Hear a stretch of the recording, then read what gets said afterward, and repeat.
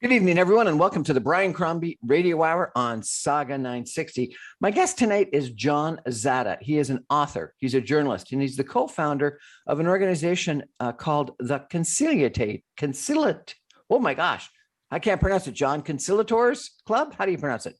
It's called the Conciliators Guild. The Conciliators Guild. Excellent. And he wrote a very interesting article that was published in the Globe and Mail last week that was to end polarization. Canadian politicians need to get along better effectively and need to be more collaborative and conciliatory. I found it really quite interesting. And so I wanted to reach out to John to find out what his thesis is all about. So John, welcome to the show. Thanks for having me. So tell me a little bit about this article, if I could. Why did you want to write it? And you know, you say that parties need to rediscover the art of cooperation. Why do you think that politics has become so partisan, so uncooperative? And why do you think we need to rediscover the art of cooperation in politics? Well, that's a really big question in terms of what's caused politics to become so divisive, polarized, fragmented. And I mean, that's more of a larger cultural question in the sense of what's caused society in general to go in that direction. But I mean, I think it's largely to do with there's this idea that's sort of circulated in terms of some thinkers and writers that Western culture is what's known as an argument culture, and this is something that isn't new. This is something that's been with us for a very long time. That we're conditioned to notions of dichotomy and dispute and ritual opposition that glorifies conflict. And I mean, that's something that we can see, in sports, in the legal system, in the media, in terms of how the news media, particularly the hard news media, addresses certain questions. And so this is something that's always been with us. I mean, even if you go back to, sort of the pillars of Western society, Plato, Aristotle, the Greek philosophical tradition, it was always based on questioning and in a sense dispute.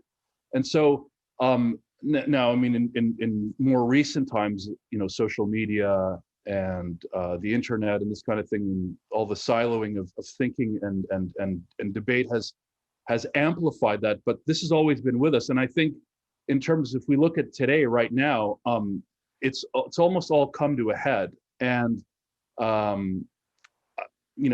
in terms of the parliamentary system, in terms of let's say the Canadian political system, I mean, debate tends to be sort of the basis of all discussion about how to formulate policy, how to govern, and so I think we've basically just come to a point where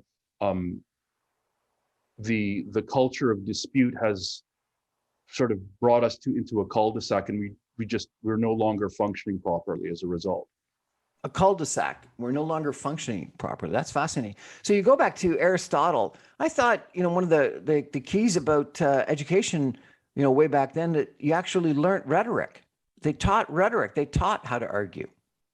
Well, again, it's some would even say that the whole question and answer format in that sort of rhetorical kind of give and take was almost even meant to show the limits of logic. I mean, I think essentially, logical left brain thinking has its limits, and it's useful for certain things. Just how to address certain questions, figure out certain things, build things, even in science in terms of kind of bringing society forward. But when it comes to, trying to kind of, I guess, solve problems, you have to kind of have input from a lot of different directions. You need thinkers who think differently, people who come from different traditions, and for some reason now our culture is just not. We've learned to stop listening, and we don't really kind of accept other people's points of view, and that's brought things to a standstill. So how would you change things? Well, I think we have to generally kind of sort of relearn that dissenting views are useful. So you can't really take any kind of an entity forward, whether it's a country or a company or any kind of an organizations generally don't evolve and grow and thrive without people who are able to say, hey, listen, this idea does not work so well. Why don't we do this? Or this is not working. And so basically everybody in society has to kind of relearn that idea. And in this era of polarization, in this sort of era where nobody really listens to each other and only listens to people who reinforce their own beliefs, largely because of social media, we have to go back to this idea that what's actually valuable are ideas that each of us have not considered or are alien to our own ideas, essentially. And So I think that applies to government, I think, as well. I mean, if you, in the article for the Globe, we talked a bit about question period.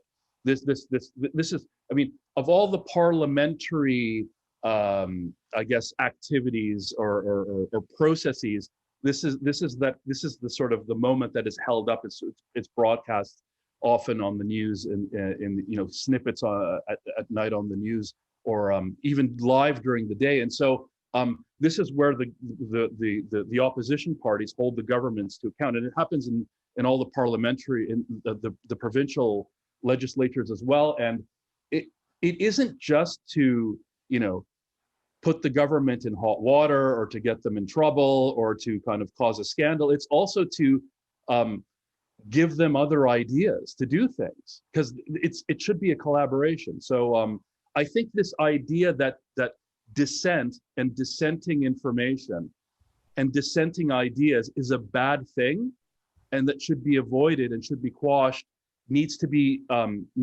reconsidered culture-wide. Fascinating. We're having an interesting chat with John Zada tonight about cooperation and an article that he wrote in the Globe and Mail about how political parties need to relearn cooperation. We're going to take a break for some messages and be back in just 2 minutes. Stay with us, everybody.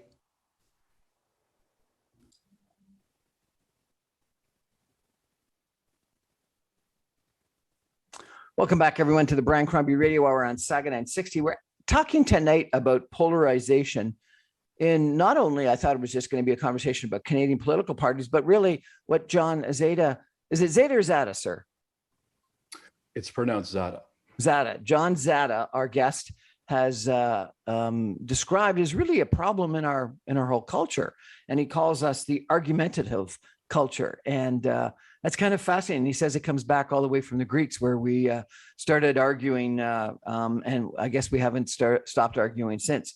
And he's written a book. He's written an article in the Globe and Mail published last week called "To End Polarization: Canadian Political Parties Need to Rediscover the Art of Cooperation."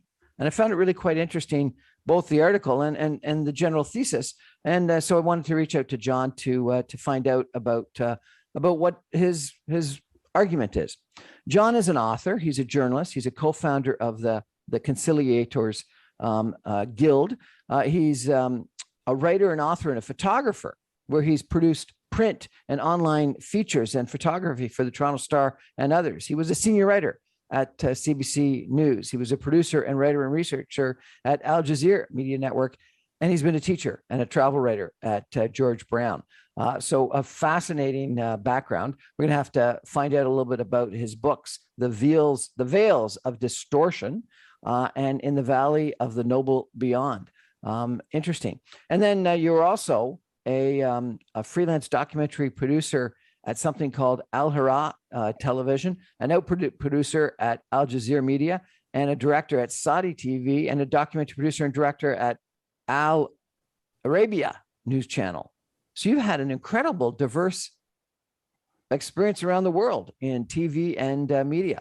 So that's fascinating. And you've got a BA in International Relations from York University and MA in International Relations from the American University in Cairo. What a diverse and fascinating experience you've had. Yeah, I actually studied political science and international relations. So my education does go back to essentially politics. And coming out of school, I became interested in communication and writing and journalism, and I just basically went into those fields. And family from the Middle East, so I spent a lot of time out there, and had a lot of experience, not just doing media work out there, but also living in the culture. One in which, I mean, as most people know, is an environment of polarization that even predated our own version that has started here. So I've experienced a lot of contexts that have a lot of conflict and dispute. And so and then over time I became interested in perception and psychology and human behavior, and which has essentially led me to where I am now, is to do writing about the way we perceive the world and how we perceive one another. And that has now been sort of applied to my journalism and also to the work on in the Conciliators Guild. And what is the Conciliators Guild? So the Conciliators Guild is it's I would say a conflict resolution organization, comprised of myself, a diplomat colleague, a Canadian diplomat colleague who's based in Oxford, and another colleague who comes from the world of psychology and psychotherapy. And so we basically have taken knowledge of politics combined with, diplomatic approaches, combined with psychology and the latest sort of knowledge in human behavior to essentially create an initiative which endeavors to widen context in politics, to encourage people in all political activities to see many sides of an issue. And I think that's what really kind of causes problems, is that we tend to see things in sort of dualistic terms. But it's also to educate the public, and this goes back to our article in the Globe, to sort of understand the psychological, the behavioral, the cultural drivers of political conflict. Because in a way, if you can become aware, if let's say the society or even individuals can be aware of the things that drive the way they think and drive what they do, there's then a chance to maybe sort of see it in one's mind and to catch oneself as one does it, and therefore to perhaps stop doing it. And so so everything you mentioned in terms of my experience and kind of what I've done has sort of led to that, including sort of the books that I've written. Right now, we've got this supply and cooperation or something agreement between the NDP and the Liberal Party. Doesn't that suggest that we've got more cooperation right now than we almost have ever had? One could argue on the flip side that yes, that this does sort of signify an aspect of cooperation, and it does. But I think, I think also if you take this, the conservative side, they sort of see it as this sort of almost de facto alliance against them, and there is this sort of conflictual, antagonistic, competitive aspect to it as well, and that is sort of, some would argue, sort of playing into this sort of almost, again, dualistic, two-sided approach of what politics is. But when in fact, the idea of left and right sort of is and just left and right, and that nothing in between is limiting to the way politics is practiced.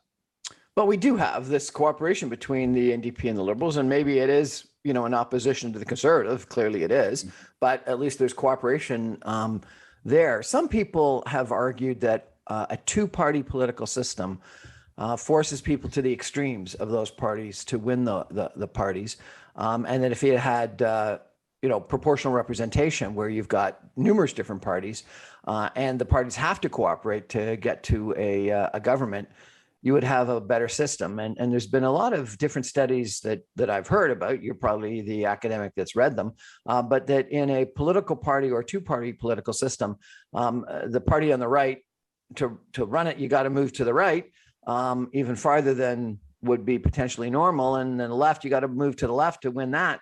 And so by definition, you end up with people that are leading the parties that are at the extremes. And it seems to have happened in Canada, where Pierre Poilievre appears to be taking the Conservative Party even farther right than maybe the Conservative Party has been. And some of the arguments that have been made of that the progressive Conservative Party or red Tories are no longer welcome within the Conservative Party. And then on the other side, some people have argued that the Liberal Party, whether it's because of the cooperation agreement with the NDP or just naturally because of where Justin Trudeau, our Prime Minister's ideology is very far left wing, more left wing than the Liberal parties of Paul Martin, Jean Chrétien, John Turner, etc.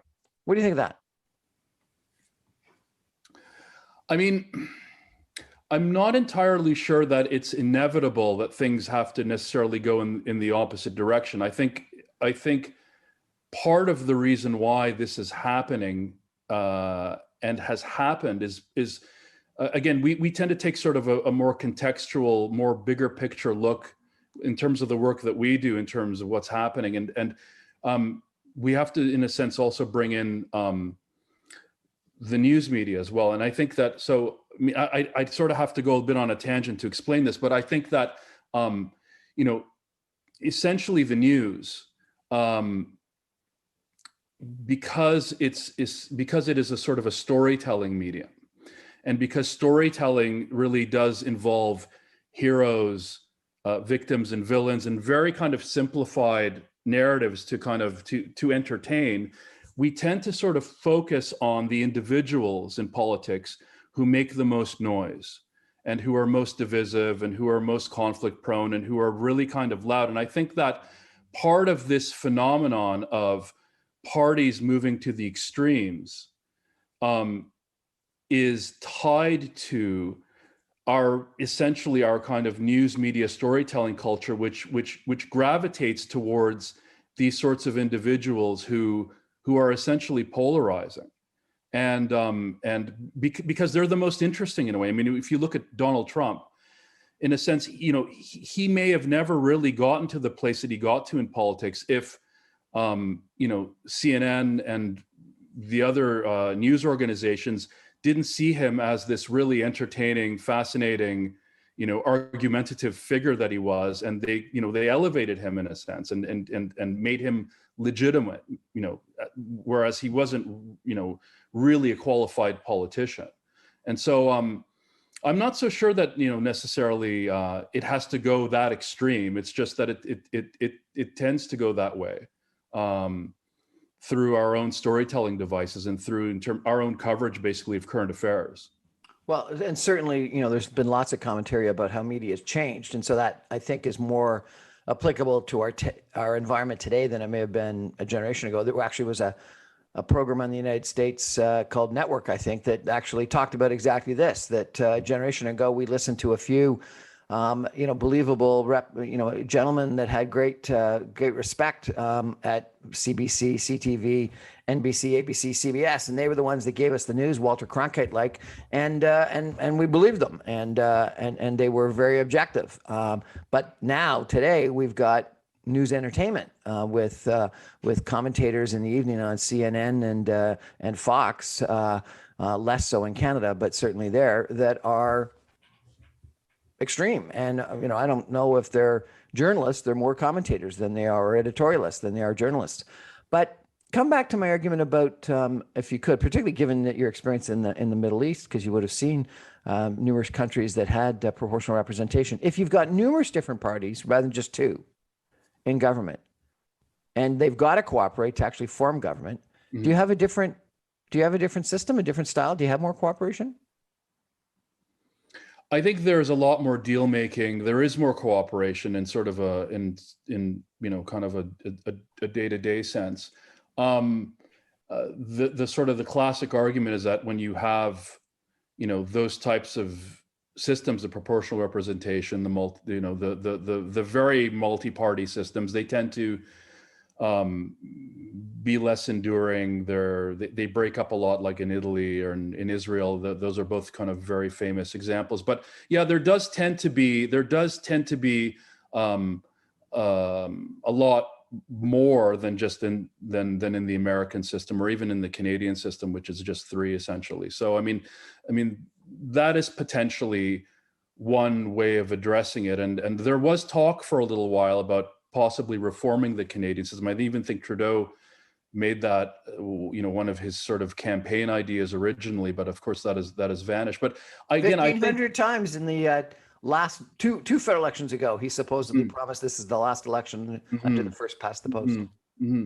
But again, I think I mean, there are different systems, political systems, are different sort of methods of governing. But again, I think at the end of the day, the fundamental problem is that we don't really recognize the limits of debate and dispute as a method for discussing ideas or addressing issues. And again, this notion that dissenting views are somehow to be quashed or to be dismissed, or like, no matter what kind of system that you have, if you're operating at that level, it's always going to become a barrier. Is there something different about politics? So, I've spent my career somewhat involved in politics, but primarily in business. And in business, you have to cooperate. You have to discuss. You have to, get a management group that come collectively to one decision. And if you have a CEO that doesn't listen and only has yes men, yes women around him or her, very quickly it's seen that the company is not going to be successful in the long term. I went to Harvard Business School, and the whole idea of the case method of discussion is dissent, is discussion, is debate. You get presented with a problem, you're sitting in a horseshoe, and you spend the next hour and a half discussing and debating, and not to quash necessarily somebody else, because if you do that once and you got to live with them for the next 2 years, you're not going to get along very well. But it's to build on what other people are saying to come up in the end with the best solution. And I think that's what a lot of management of business is all about. Why is that my perception of business and not what you perceive politics to be? Again, I think it boils down to, and I don't want to place all blame on this. I think there's a very considerable media quotient, and so if you were to turn on the news again and look at sort of, you mentioned CNN a few minutes ago, and the way problems and issues are framed, it's like watching a sporting event, right? So it's two sides, and it's all about winners and losers, right? And who's going to win, who's going to lose. It's sort of the tale of the tape, bringing people on. And the idea is not to come to a consensus. The idea is to see who can better or who can defeat the other in terms of dialogue or in terms of rhetoric. And that doesn't really result in anything. All it sort of results in is a sort of dialogue of the deaf. And I think business operates kind of a bit on the side. It doesn't tend to be represented that way. Like, the media doesn't really kind of frame business in that way. It just sort of talks about what's happening in the business world and everything. So I think business sort of operates a little bit separate from politics. They may be related, there may be overlap, but at the end of the day, people have to get on and figure out what to do and make money and the whole thing. But don't you have to get on and figure out what to do in government? You would think so, right? You would think so, but again, we're human beings. We're these sort of flawed creatures with these very, very malleable brains. In order to survive, we have this mechanism that's known as conditioning, and we're very easily conditioned by our environments, by what other people are saying. And so I think politics has gotten to the place it's gotten because this culture of argument and dispute has gotten to such a level that we are now operating unconsciously. And as a result, you're having all of these issues and loggerheads and inabilities to function. And again, if it's not addressed, if we don't stop and take sort of, you know, serious note of what's happening, it's going to result in some form of collapse eventually, because you can't, as life and as societies become more complex and as the issues become more grave, there's going to be an inability to manage them. You can't really manage a complex system with such high stakes as, you know, will the human race survive if you're basically bickering all the time? In fact, it will facilitate a collapse. And this is the reason why it's so important to discuss these issues. I think this is a fascinating turn in our discussion. I want to come back to that after 2 minutes of messages, where I want to ask John Zada, our guest tonight, about sort of the theory of competition versus the theory of cooperation, and which is stronger. Stay with us, everybody. We're going to be back in just 2 minutes.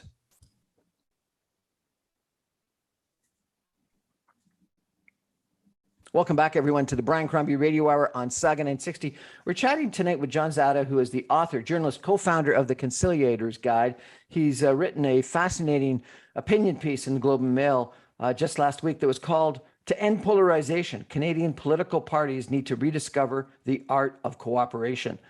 John, you were talking about the system's collapse, and you know, Jared Diamond, a popular author, actually wrote a book on collapse. And one of his arguments was that the lack of cooperation in different societies actually led to the collapse.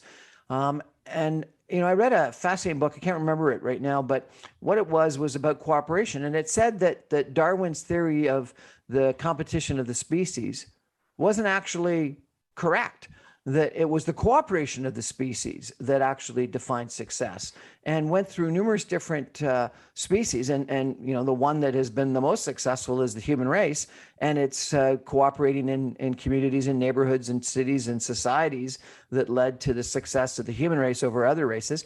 And he talks about ants as being the second most voluminous mass of species on Earth, and ants live in anthills and cities, and they have cooperative armies and cooperative farming, sometimes even cooperative reproduction. And so they cooperate like crazy. And he went through numerous examples of the lone wolf versus the pack of coyotes, and that the pack of coyotes cooperating end up being far more successful than the lone wolf. So it was almost as if there's some people, and frankly, I'll tell you one more thing. I went to the Harvard School of Negotiation as another example, where they said if you're only negotiating with a person once, you can be tough ass. But they had something called the shadow of the future, that if you're actually going to be negotiating with someone numerous times, and you therefore need to have a good reputation, it's got to be a yes in a win. It can't be a yes no or a yes lose in a negotiation, because if someone loses, they're never going to want to negotiate with you again. And so therefore in business, the successful negotiator is someone who can get to a win-win kind of scenario. So there seems to be a fair amount of study and philosophy and psychology that says that cooperation is actually more beneficial than competition. Do you agree with that? Largely, yes.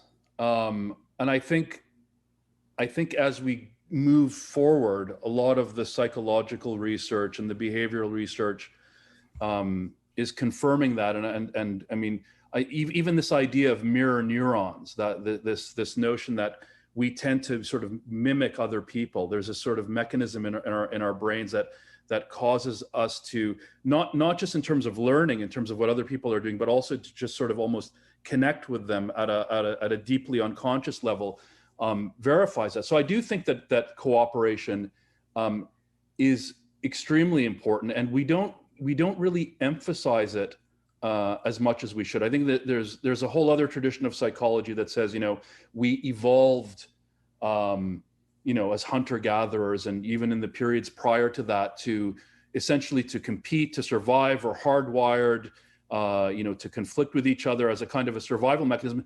And there is that aspect as well. They both coexist, and there needs to be, in some situations, in some contexts, in some cases, competition can be healthy to, again, to bring different ideas to the table. But I think ultimately our greatest potential lies in a sort of a competitive cooperation where competition is factored into our general cooperative efforts, and where both coexist, but where one doesn't really stand in the way of the other in an absolute sense. Okay, so how are you going to teach this to our political parties? I don't know if there's really kind of a direct teaching situation. I think our best approach is to all of us as individuals to learn about these things, and to read books, and to just really share the knowledge. And again, this is kind of what we're trying to do with the Conciliators Guild, is to put into kind of a public forum ideas about human nature, and about psychology, and about behavior,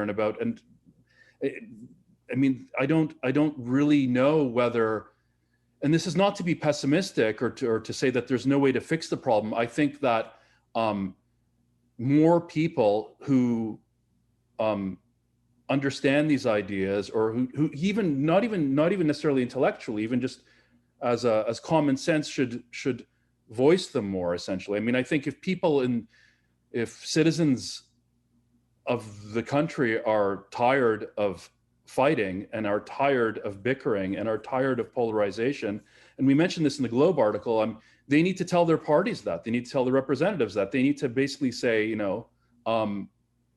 we don't really kind of want this sort of dysfunctional system where everybody's talking past one another. And so I think over time, the hope would be that this would sort of find its way into the political culture, and would perhaps change it. We're doing it right now with this discussion. We're talking about it. People are listening, and I think in terms of Canadians, they just have to, become a little, less indifferent, and the silent majority, as they're known, who tend to not really weigh in on anything and sort of swing with the winds, need to sort of, maybe conceive of a more active position on things, and to kind of to weigh in on the question, as it will.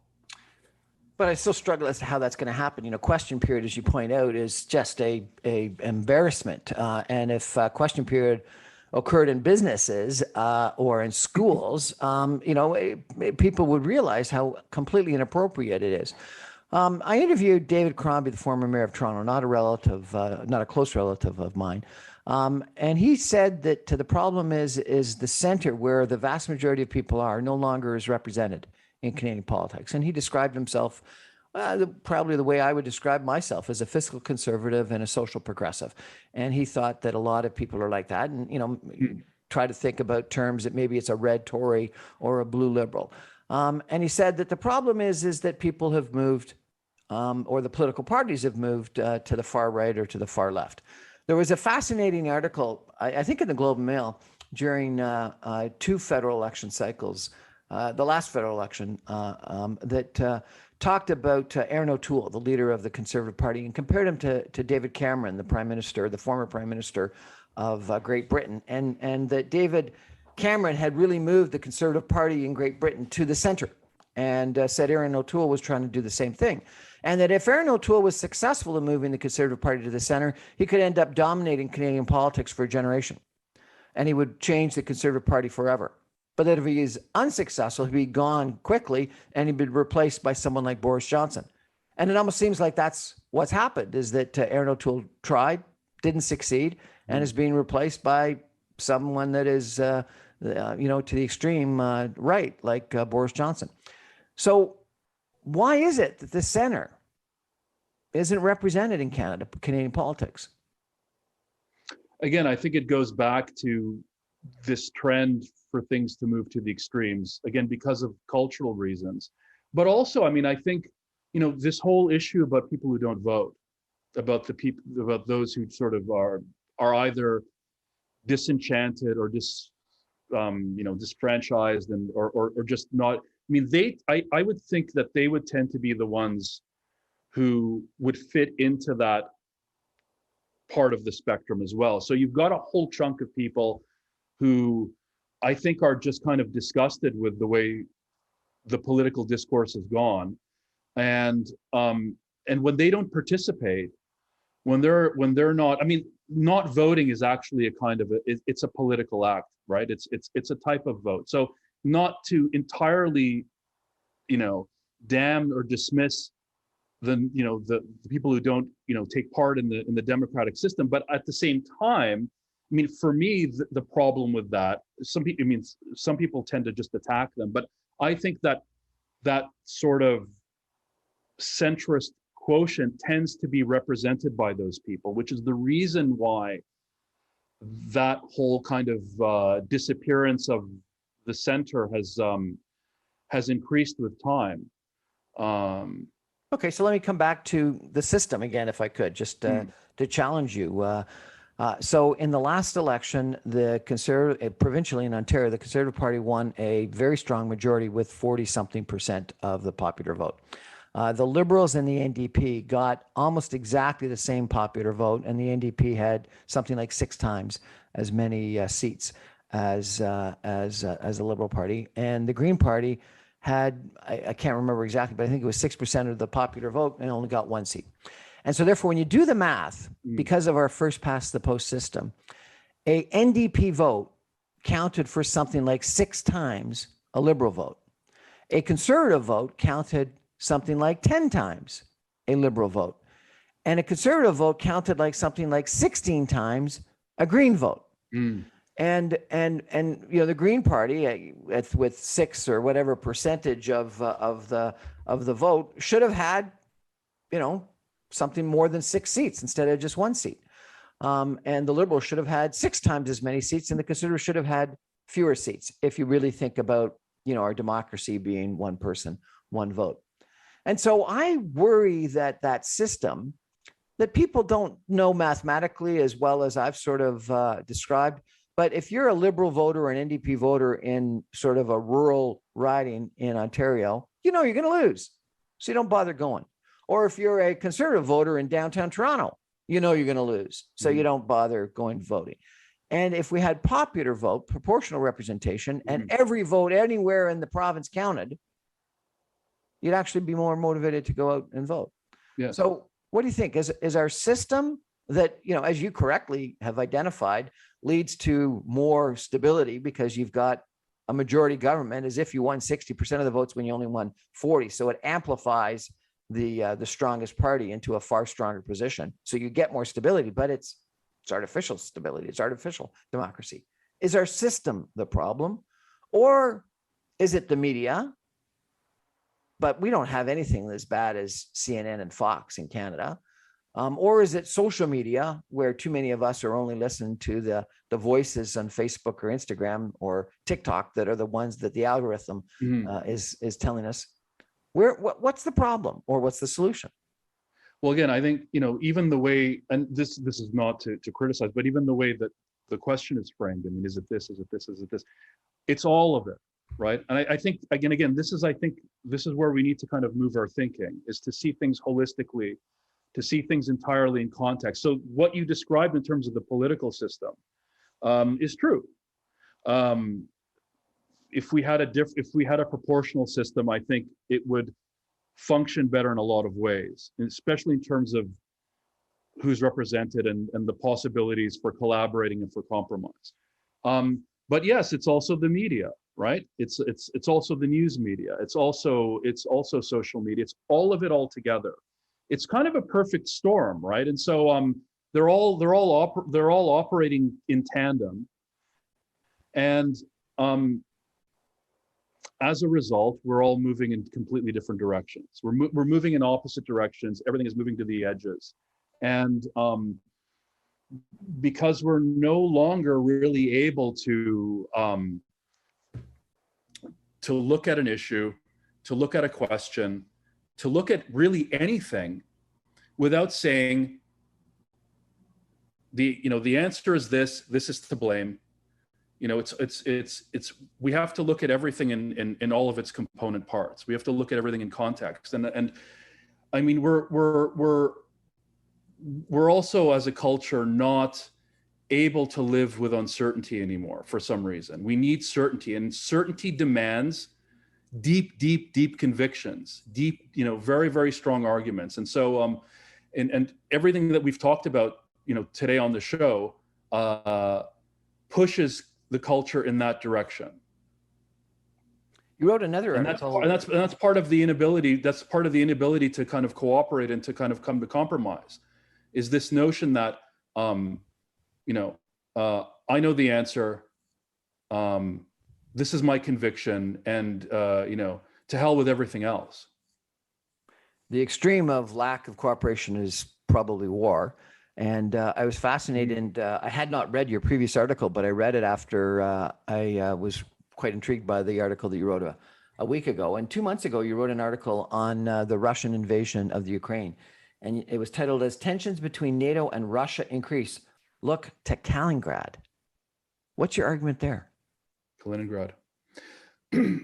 So that was essentially an op-ed talking about this sort of small, relatively unknown Russian enclave that is within basically the EU, within Europe, called Kaliningrad. It's sort of sandwiched between Lithuania and Poland. It's a highly militarized area. It's sort of been off limits to foreigners for a long time. It used to be part of Germany, but then after World War II, Stalin was awarded it, and so it's a kind of a geopolitical issue because this enclave is cut off from the rest of Russia, and it's highly armed. And there are kind of issues in terms of how to supply the area from the rest of the mainland Russia, basically. And it's also within striking distance of a lot of European capitals in terms of the missile technology and this sort of thing. And so we see it as a potential flashpoint. And in fact, about a couple months after we wrote the article, the EU had decided to blockade Kaliningrad in terms of the whole sanctions regime and everything. And then the Russians had threatened, in their kind of oblique way to open up the corridor to be able to supply militarily, if the Europeans were to make good on their threats to blockade Kaliningrad. So that was that was our work sort of with regard to a specific geopolitical issue in Europe.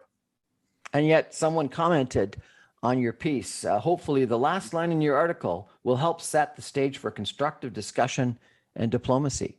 So you obviously impressed some people. Well, we'd suggested at the end of the op-ed that because Kaliningrad is both an Achilles heel for the Russians and for NATO, for the Europeans, both sides could use it as a discussion point, as a negotiation point, as a way to kind of move forward in their own relationships and their own negotiations. And if and when in the future the Russians and NATO were to or Russians and the Western powers were to kind of have a something close to kind of a more normal relationship again.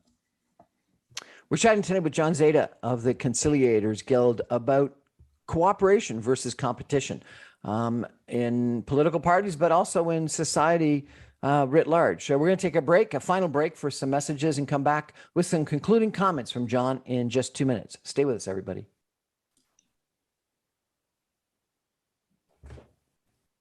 Welcome back, everyone, to the Briancrombie Radio Hour on Second 960. We're chatting tonight about cooperation versus competition. And it's the argument by John Zada Zada, I apologize, from a column that he wrote in the Globe and Mail a week ago about how political parties need to rediscover cooperation. And yet, at the same time, really, John's talking about it from a far wider philosophical, psychological, societal context, that cooperation really is something far more important than competition. And, it's interesting. I've read a lot of books recently and interviewed some people, John, that empathy is a trait, and it comes to sort of this mirror neuron discussion that you had. And empathy wouldn't have been thought about a generation ago as something that a CEO or a leader would have needed to have. But the argument today is that if you want to be successful, you need to have empathy. Where can people find out more about your thinking in this regard? Mm-hmm. Well, because I'm a journalist and a writer, and my experience is firmly rooted in years of work in media and journalism, I wrote a book talking about how public discourse in the media does influence the way our culture operates in terms of cooperation or competition, or even at a deeper level, how we perceive the world. And so I wrote a book called Veils of Distortion, how the news media warps our minds. And this is coming, I've taken my experiences as a news writer and producer at CBC and at Al Jazeera, and as a freelance journalist, to describe the ways in which the news production cycle and the ways decisions are made in newsrooms affects the way we as individuals and as collectives view reality, and therefore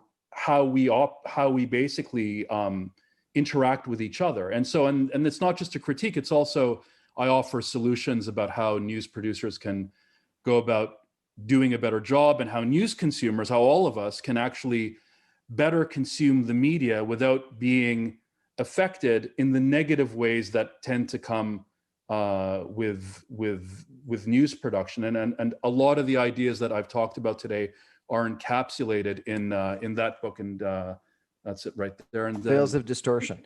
If people want to get it, how do they get a copy? It's available pretty much everywhere online, Amazon. You can order it from your bookstore, and it's sort of available. It's available widely. And I basically decided to write the book because people would come up to me, regular people, friends, family, colleagues, strangers, what's happening with the news. This was years ago, before it became the popular topic that it is at the moment. This is going back several years. Like, what's happening with the news? I don't watch the news anymore. And people didn't understand why the news was being produced in the way it was being produced, why it was so like fixated on conflict and on winners and losers and heroes and victims and villains. And so I decided to write the book to explain the production process and what is in the minds of those who produce it that do. And I think it will help to explain a lot about why we're polarized in the way that we are. It's not everything, but it's a very, very large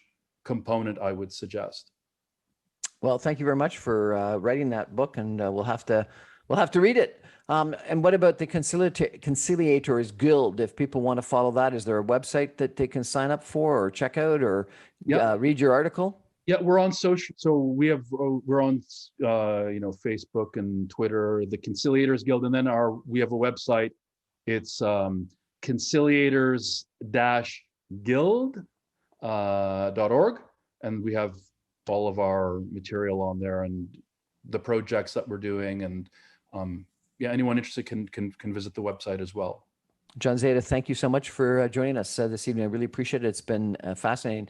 Maybe I'll just end with my own 2 cents on this topic. I do believe very strongly that cooperation is far more effective than competition. I think it's a skill that has been lost, and it's an attitude or a philosophy that I don't think is understood. If you go back to my argument about ants and coyotes and humans, cooperation has been the key to success. The cities, the communities, the neighborhoods, and John talked about us being hunters and gatherers. Maybe we were long ago, but then we started farming, and we moved into an agricultural society which was far more about cooperation. It may have initially been cooperation within a family, but it was cooperation. And then we formed villages and we cooperated. And I think that those societies that cooperate the most have been the most successful in history, and yet we don't think about that because we have this image of the lone wolf or the cowboy on the horse all by himself or herself, and yet I think the people that are the most cooperative, that can learn to work with others, that can build consensus, end up being more successful. I developed a talk called "The Power of Co." And co is a Greek word that means with or together, and cooperation, communion, congregation. There's so many co-words that are all about working together. And I think that ends up being the success. So I think that John's argument is one that we all need to read and think about, because for some reason our political process has broken down. And the mavericks, the cooperators of the past that could reach across in the United States, the aisle, in Canada, the House, seem to have completely gone. And there was this line at one point in time that actually Stephen Harper and Justin Trudeau talked about in 2008, 2009, is that we're competitors, but we're not enemies. I worry that, frankly, that's no longer accurate, that we are too often enemies, and the anti-vax versus vax political polarization may have been the best example of that, where the cry for freedom was so loud and so demanding that it wasn't willing to accept another point of view, and maybe on the other side, mandating rather than suggesting was too strong on the other side. So cooperation is something that we got to relearn, and John and the Conciliators Guild might help us learn that. Anyway, that's our show for tonight. Thank you for joining us. I remind you, I'm on every Monday through Friday at 6 o'clock on 960 AM. You can stream me online at saga960am.ca. Good night, everybody. John, thank you so much. Thank you.